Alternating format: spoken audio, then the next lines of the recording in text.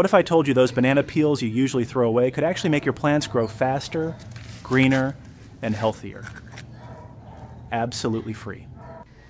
Yes, banana peels are one of the best natural fertilizers you can make at home. They're loaded with potassium, phosphorus, calcium, and magnesium, all the nutrients your plants love. To make this simple liquid fertilizer, take 2 to 3 banana peels, cut them into small pieces,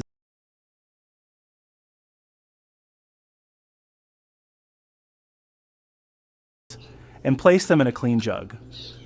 Now add 1 liter of clean water, cover it, and let it soak for 24 hours. This soaking process helps all the nutrients dissolve into the water naturally. After 24 hours, you'll notice the water has turned light brown. That's your nutrient-rich banana fertilizer ready to use. Strain the water to remove banana pieces, and your free organic fertilizer is now ready. Use this banana water once a week while watering your plants. It strengthens roots, boosts flowering, and gives leaves a healthy, natural shine. From indoor pots to outdoor gardens, every plant will thank you for this simple, homemade nutrient boost.